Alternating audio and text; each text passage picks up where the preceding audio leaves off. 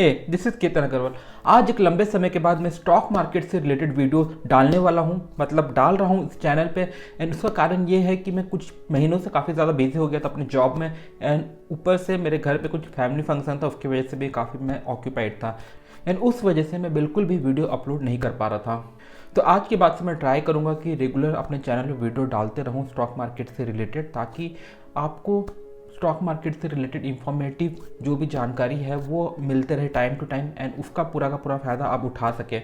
And साथ ही साथ मैं इंफॉर्मेशन के साथ अपनी पर्सनल एनालिसिस भी आपको बताता हूँ, या तो हो सकता है कि मैं लॉन्ग टर्म एनालिसिस भी वीडियो बना दूँ किसी कंपनी के ऊपर, ताकि आप एक अच्छी इन्वेस्टमेंट डिसीजन ले सकें। बट ध्यान रखें, किसी भी प्रकार का इन्वेस्टमेंट करने से पहले आपको अपनी इन्वेस्टमेंट एनालिसिस करनी बहुत ही ज़रूरी है। मेरी वीडियोस को देख के कोई भी इन्वेस्टमेंट डिसीजन कभी भी ना लें।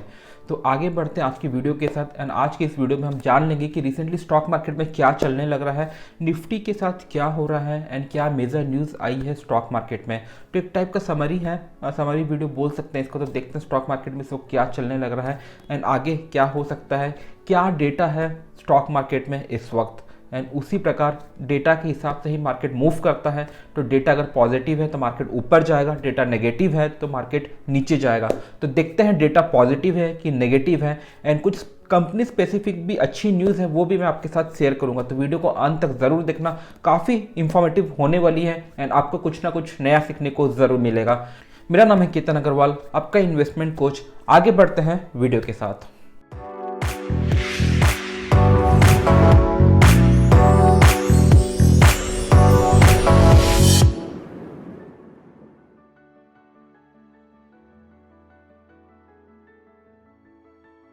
तो स्टार्ट करते हैं वीडियो को। एंड सबसे पहले हम निफ्टी को एनालाइज कर लेते हैं, क्योंकि निफ्टी से ही पता चलता है कि स्टॉक मार्केट में इस वक्त क्या चल रहा है। तो सबसे पहले हम करेंगे निफ्टी की एनालिसिस। तो यहाँ पे आप देख सकते हैं करंटली निफ्टी जो है वो ट्रेड होने लग रहा है 18,593 पॉइंट्स में। तो इस वक्त निफ्टी काफ़ी ज़्यादा ऊपर जा चुका है। एंड इसको अगर आप कंपेयर करोगे पिछले 3 या 4 महीनों से, तो निफ्टी की हालत काफ़ी ज़्यादा ख़राब थी 3 से 4 महीने पहले। तो यहाँ पे मैं आपको डेटा दिखा देता हूँ। अगर आप देखोगे तो यहाँ पे आप देखो मार्च के महीने में निफ्टी काफ़ी नीचे गिरा हुआ था। एंड उससे पहले भी आप देख सकते हो दिसंबर में काफ़ी ऊपर था एंड मार्च में काफ़ी ज़्यादा नीचे था। एंड उसके बाद से हमें निफ्टी में वापस रिकवरी देखने को मिला एंड अच्छा खासा रिकवरी देखने को मिला। एंड अगर आज की बात करो तो निफ्टी में आज हमें 0.32% का राइज देखने को मिला, यानी कि निफ्टी आज भी पॉजिटिव रहा। तो अगर इसका हम चार्ट देखेंगे डिटेल्स में, तो आपको यहाँ पे और भी कई ज़्यादा इंफॉर्मेशन देखने को मिल सकता है। तो यहाँ पे अगर आप देखोगे, यहाँ पे यह है निफ्टी का चार्ट कैंडल स्टिक पैटर्न। तो यहाँ पे अगर आप देखोगे तो निफ्टी इस वक्त एक स्ट्रॉन्ग रेजिस्टेंस के पास बैठा हुआ है, स्ट्रॉन्ग रेजिस्टेंस के पास ट्रेड होने लग रहा है, ऐसा हम बिल्कुल बोल सकते हैं। तो यहाँ पे आप देख सकते हैं जो निफ्टी का जो स्ट्रॉन्ग इमीडिएट रेजिस्टेंस है वो ऑल टाइम हाई पे है, जो कि अराउंड इस लेवल पे 18,800 लेवल पे। यहाँ पे आप देख सकते हैं 18,800 लेवल पे, जो कि एक स्ट्रॉन्ग रेजिस्टेंस की तरह वर्क करने वाला है आने वाले फ्यूचर में। बट मेरे राय पे निफ्टी मुझे लगता है कि 18,800 लेवल को इजीली ब्रेक कर सकता है, क्योंकि डेटा थोड़ा सा पॉजिटिव है मार्केट में। एंड क्या डेटा पॉजिटिव है वो भी मैं आपको आगे इस वीडियो में बताने वाला हूँ। तो यहाँ पे आप देख सकते हैं कि निफ्टी में काफ़ी हमें भारी फॉल देखने को मिला था कुछ महीनों से। एंड उसका कारण आपको पता है कि हाई इन्फ्लेशन था एंड उसकी वजह से जो हाई इंटरेस्ट रेट आ रहा था मार्केट में, वो एक बड़ा कारण था निफ्टी में फॉल आने का। एंड दूसरा क्रूड ऑयल का प्राइसेस काफ़ी बढ़ गया था एंड यूक्रेन रशिया का वॉर भी एक बड़ा सा कारण था। तो इस वक्त इंडिया में इन्फ्लेशन काफ़ी कंट्रोल होने लगा है एंड यूएस में भी इन्फ्लेशन कंट्रोल होने लगा है। तो ये काफ़ी ज़्यादा पॉजिटिव बात है। दूसरा, क्रूड ऑयल का प्राइस काफ़ी ज़्यादा गिर चुका है, ऑलमोस्ट 50% का फॉल आ चुका है, ऐसा बोल सकते हैं, जो कि अगेन काफ़ी पॉजिटिव बात है। यहाँ पे जो रशिया यूक्रेन का वॉर है वो अभी भी चल रहा है, वो थोड़ा सा नेगेटिव फैक्टर हो सकता है एंड उसका दबाव हमें देखने को मिल सकता है। अदरवाइज मुझे कोई मेजर नेगेटिव इस वक्त नज़र नहीं आता स्टॉक मार्केट में। दूसरा एक नया जो नेगेटिव फैक्टर हो सकता है आने वाले फ्यूचर में, वो यूएस का क्राइसिस है, जो फाइनेंशियल क्राइसिस इस वक्त यूएस में चल रहा है, जो जहाँ पे ऐसा माना जा रहा है कि गवर्नमेंट के पास पैसा का कमी हो गया है। एंड वो एक बड़ा रीज़न हो सकता है स्टॉक मार्केट के लिए, फॉल का कारण बन सकता है आने वाले फ्यूचर में। अदरवाइज सब कुछ इस वक्त मुझे स्मूथ नज़र आता है।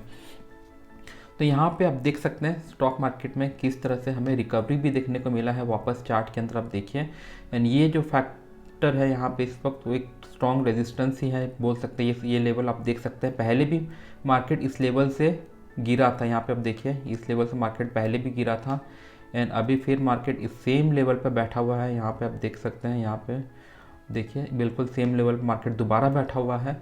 तो यहाँ पे थोड़ा सा हमें दबाव देखने को मिलेगा, बट यहाँ से ऊपर जाना बिल्कुल पॉसिबल है, ठीक है, क्योंकि डेटा ओवरऑल पॉजिटिव ही है मार्केट में इस वक्त। डाउन साइड की अगर आप बात करोगे तो निफ्टी में इस वक्त जो स्ट्रॉन्ग सपोर्ट बोल सकते हैं, जिसके नीचे मार्केट गिरना थोड़ा सा दिक्कत हो गया तो मुश्किल हो गया, यानी कि मार्केट उससे नीचे जल्दी से नहीं गिरेगा, वो लेवल 18,000 का लेवल बोल सकते हैं। तो यहाँ पे आप देख सकते हो ये एक जो लेवल है 18,000 का लेवल, ये एक स्ट्रॉन्ग सपोर्ट वाला एरिया है बोल सकते हैं 18,000 का लेवल। तो यहाँ पे आप कॉन्फिडेंटली बाय कर सकते हो 18,000 में। अगर आपको निफ्टी दिखता है तो आप अच्छे से बाय कर सकते हो। तो ये है निफ्टी का छोटा सा क्विक एनालिसिस। एंड इसके अलावा अगर आप गोल्ड का प्राइस को देखोगे तो गोल्ड में हमें अच्छा खासा रिकवरी देखने को मिला है। अगेन गोल्ड में भी अच्छा खासा फॉल आया था। अगेन इन्फ्लेशन की वजह से गोल्ड में फॉल आता है, क्योंकि जब इन्फ्लेशन बढ़ता है तो इंटरेस्ट रेट बढ़ता है, एंड जब इंटरेस्ट रेट बढ़ता है तो यूएस का डॉलर स्ट्रांग होता है। जैसे जैसे यूएस डॉलर स्ट्रांग होता है वैसे वैसे गोल्ड का वैल्यू नीचे आता है। तो पिछले कुछ महीनों से जब यूएस की गवर्नमेंट अपने इन्फ्लेशन को कंट्रोल करने के लिए इंटरेस्ट रेट को इंक्रीज़ कर रही थी, उस वजह से गोल्ड का प्राइसेस काफ़ी फॉल हो रहा था, लाइक बार बार फॉल हो रहा था। आप यहाँ पे देख सकते हैं किस तरह से गोल्ड का प्राइस फॉल हुआ था पिछले साल, एंड उसके बाद से अब काफ़ी गोल्ड ज़्यादा स्टेबल हो चुका है। ये काफ़ी ज़्यादा पॉजिटिव बात है अगेन। एंड तीसरा, जैसा कि मैं आपको क्रूड ऑयल का प्राइस के बारे में बता रहा था, तो यहाँ पे भी आप देख सकते हैं क्रूड ऑयल का प्राइस किस तरह से बढ़ा हुआ था। कुछ महीनों पहले $123 तक भी चला गया था, जो कि इस वक्त गिर के 73 में आ चुका है। $73 पर बैरल आ चुका है, जो कि काफ़ी अच्छा प्राइस मान सकते हैं। तो ये एक अच्छी बात है इंडियन इकोनॉमी के लिए, क्योंकि इंडिया एक बहुत ही बड़ा क्रूड ऑयल इंपोर्टिंग कंट्री है। जैसे जैसे इंडिया क्रूड ऑयल को इंपोर्ट करता है तो इंडिया का जो फॉरेक्स रिजर्व है वो कम होता है, यानी कि देश से पैसा बाहर जाता है। तो वो इंडिया के लिए हमेशा नुकसान होता है जैसे जैसे क्रूड ऑयल का प्राइस बढ़ता है। एंड जैसे जैसे क्रूड ऑयल सस्ता होता है वो काफ़ी फायदेमंद होता है, ठीक है। हो सकता है कि आपको पेट्रोल सस्ता ना मिले, बट गवर्नमेंट का रेवेन्यू बढ़ जाता है। एंड एक बार गवर्नमेंट का रेवेन्यू बढ़ने लगता है तो ऑब्वियसली गवर्नमेंट का इन्वेस्टमेंट इकोनॉमी में इंक्रीज़ होता है। जैसे जैसे गवर्नमेंट का इन्वेस्टमेंट इकोनॉमी में इंक्रीज़ होता है तो लोगों का जो इनकम लेवल है वो बढ़ने लगता है। तो वो एक अच्छी बात होती है किसी भी इकोनॉमी के लिए। एंड जैसे जैसे लोग का इनकम बढ़ता है तो ऑब्वियसली उनका स्पेंडिंग बढ़ेगा, एंड जैसे जैसे लोगों का स्पेंडिंग बढ़ेगा तो कंट्रीज़ के अंदर अच्छा परफॉर्म करेगी। तो इस वजह से क्रूड ऑयल का गिरना एक अच्छा सिंबल माना जाता है स्टॉक मार्केट में। एंड इस वक्त क्रूड ऑयल काफ़ी ज़्यादा गिरा हुआ है। एंड सबसे बड़ा फैक्टर जो कि इस वक्त पॉजिटिव है इंडियन मार्केट के लिए, वो मैं अभी आपको बता देता हूँ। तो आखिरी जो सबसे बड़ा फैक्टर मैं बोल रहा था जो कि निफ्टी को या तो इंडियन स्टॉक मार्केट का अफेक्ट करता है, वो है इंटरेस्ट रेट या इन्फ्लेशन। तो यहाँ पे आप देख सकते हैं किस तरह से यूएस एंड इंडिया में इन्फ्लेशन कंट्रोल होने लगा है। तो सबसे पहले यूएस का डेटा को देख लेते हैं। तो यूएस का इन्फ्लेशन काफ़ी इंक्रीज हो रहा था, ऑलमोस्ट 7% तक जा चुका था यूएस का इन्फ्लेशन, जो कि अब वापस गिरने लगा है एंड 4.9% में आ चुका है। बट इस वक्त यूएस का इन्फ्लेशन अपने टारगेट रेट यानी कि 2% है, जो कि गवर्नमेंट का टारगेट है यूएस में इन्फ्लेशन को 2% के अंदर रखने का, जो कि इस वक्त 4.9% में, जो कि अपने टारगेट से ऊपर है। तो वो उस नज़रिए से देखोगे तो वो नेगेटिव है अभी भी, बट यहाँ पे क्योंकि इन्फ्लेशन एटलीस्ट कंट्रोल होने लगा, गिरने लगा है, इसलिए थोड़ा सा हम पॉजिटिव यहाँ पे मान रहे हैं इन्फ्लेशन को, यानी कि मार्केट सिचुएशन को। दूसरा मैं आपको इंडियन मार्केट का भी, इंडियन इकोनॉमी का भी इन्फ्लेशन दिखा देता है किस तरह से इंडिया में भी इन्फ्लेशन गिरने लगा है, जो कि अगेन पॉजिटिव बात है। तो यहाँ पे आप देख सकते हैं यह है इंडिया का डेटा, CPI YoY जो लिखा हुआ है ये इंडिया का डेटा इन्फ्लेशन का। तो यहाँ पे आप देख सकते हैं इंडिया का इन्फ्लेशन पहले 5.66% था, जो कि गिर के 4.7% में आ गया, जो कि अगेन काफ़ी पॉजिटिव है। एंड इंडियन गवर्नमेंट का टारगेट है इन्फ्लेशन को 2% से 6% के अंदर रखना, एंड ये है 4.7%, यानी कि अपने टारगेट के अंदर है इस वक्त। तो ये काफ़ी ज़्यादा पॉजिटिव बना देता है इस फैक्टर को इंडियन इकोनॉमी के लिए। तो अब आने वाले टाइम में अगर मई का भी इन्फ्लेशन और भी कंट्रोल होता है यूएस का और इंडिया का, तो वो और भी पॉजिटिविटी लेके आएगा इंडियन स्टॉक मार्केट में। तो आने वाले 12 जून को इंडिया का इन्फ्लेशन का डेटा आने वाला है, तो वो उस न्यूज़ को जरूर देखना। एंड 13 जून को यूएस का इन्फ्लेशन का डेटा का न्यूज़ आएगा, एंड उस न्यूज़ को भी ज़रूर देखना। उससे हमें फ्यूचर का निफ्टी में क्या होने वाला है वो पता चलेगा, तो हमें ध्यान से इस न्यूज़ को फॉलो करना है, ध्यान रखें। तो ये थी निफ्टी से जुड़ी हुई कुछ बातें, कुछ एनालिसिस तो उम्मीद करता हूँ ये आपको इन्फॉर्मेशन पसंद आया होगा। एंड अब हम स्टॉक मार्केट का न्यूज़ को कुछ कवर कर लेते हैं, तो हो सकता है कि वहाँ पे आपको कुछ अच्छा इन्वेस्टमेंट अपॉर्चुनिटी नज़र आ जाए। तो सबसे पहले आपको मैं ये बता देता हूँ कि आज हमें HBL पावर सिस्टम की कंपनी में 7.7% का राइज देखने को मिला कंपनी की शेयर प्राइस पे। एंड इसका कारण था रिसेंट ट्रेन एक्सीडेंट। उड़ीसा में ट्रेन का एक्सीडेंट होता, उस कारण से इस कंपनी के अंदर हमें 7.7% का ग्रोथ देखने को मिला। एंड उसी प्रकार एक दूसरा कंपनी भी है जिसका नाम है कर्नेक्स माइक्रो सिस्टम्स। एंड इस कंपनी में हमें 5% का राइज देखने को मिला, 5% का अपर सर्किट में था पूरे दिन आज ये शेयर। एंड मार्केट में ये शेयर आज क्लोज हुआ 297 रुपीज़ में। तो ऐसा क्या कारण है कि अचानक से ट्रेन एक्सीडेंट की वजह से ये दोनों कंपनीज के शेयर में राइज आने लगा? तो इसका रीज़न है कवच।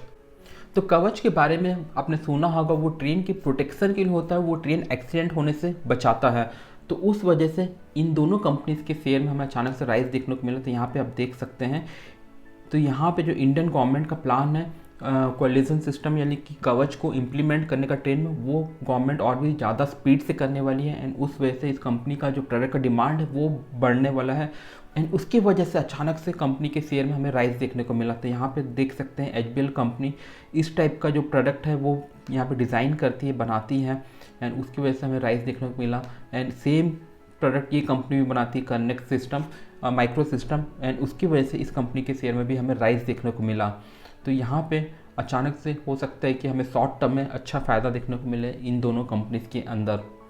दूसरा बड़ी खबर यह है कि रिसेंटली हमें टाटा केमिकल के शेयर में अच्छा राइज देखने को मिला ऑल ऑफ सडन। एंड उसका कारण है कि जो टाटा जो केमिकल जो कंपनी है वो गुजरात में इन्वेस्टमेंट करने वाली 13,000 करोड़।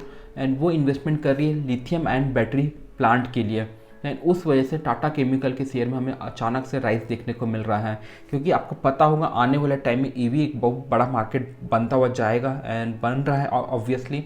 एंड वहाँ पे लिथियम आयन का बैटरी ऑब्वियसली बहुत ज़्यादा यूज़ होगा। एंड टाटा उसका प्लांट सेटअप करने वाली गुजरात में। एंड उसकी वजह से टाटा केमिकल के शेयर में हमें राइज देखने को मिला।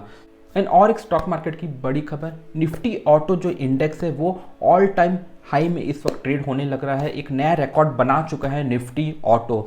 तो यहाँ पे रिसेंटली हमें सारे के सारे जो ऑटो कंपनीज हैं उनके शेयर में अच्छा खासा राइज देखने को मिल रहा है, अच्छा खासा ग्रोथ देखने को मिल रहा है। तो रिसेंट पास्ट में अगेन क्या हुआ था, जो ऑटो इंडस्ट्री है काफ़ी सफ़र कर रही थी बिकॉज ऑफ कोविड। एंड उसकी वजह से जो चिप का शॉर्टेज हो गया था पूरे मार्केट में, सिलिकॉन चिप का शॉर्टेज हो गया, तो उसकी वजह से काफ़ी सफ़र कर रही थी ये ऑटो कंपनीज। पूरा डिमांड भी था because of war and high inflation, high crude oil price की वजह से। बट यहाँ पे अब अचानक से अच्छा खासा ग्रोथ आने लगा है सारे ऑटो इंडस्ट्रीज कंपनीज़ के अंदर।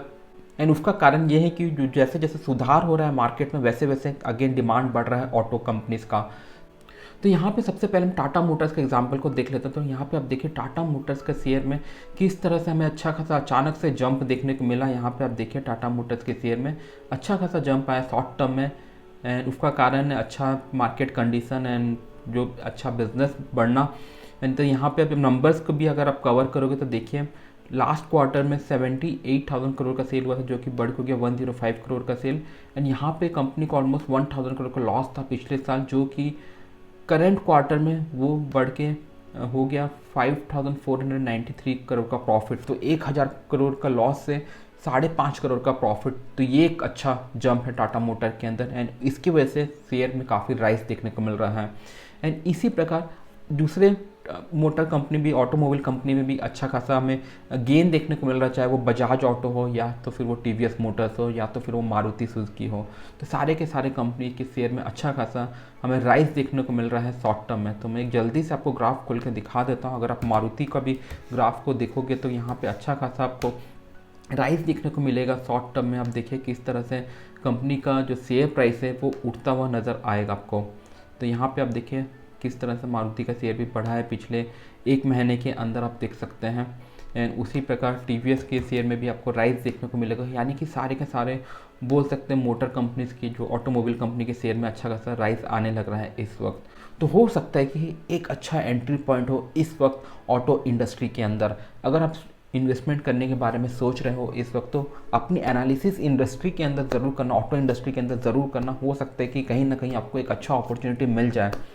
बट ध्यान रखें, मैं आपको किसी भी प्रकार का बाई या तो सेल का रिकमेंडेशन बिल्कुल भी नहीं दे रहा हूँ। आपको अपनी एनालिसिस करनी बहुत ही ज़रूरी है किसी भी प्रकार का इन्वेस्टमेंट करने से पहले। मेरी बात सुनकर कभी भी कोई भी इन्वेस्टमेंट डिसीजन ना लें। मैं सिर्फ और सिर्फ आपको प्योर इन्फॉर्मेशन प्रोवाइड कर रहा हूँ। इन्वेस्टमेंट करना ना करना आपका डिसीजन है। तो इसी से मैं आज का वीडियो इसको ख़त्म करता हूँ एंड आने वाले समय में और भी मैं अच्छी वीडियो बनाने की कोशिश करूँगा और भी इंफॉर्मेशन आपको प्रोवाइड करने की कोशिश करूँगा। तब तक के लिए बाय, टेक केयर, एन्जॉय, फिर मिलेंगे।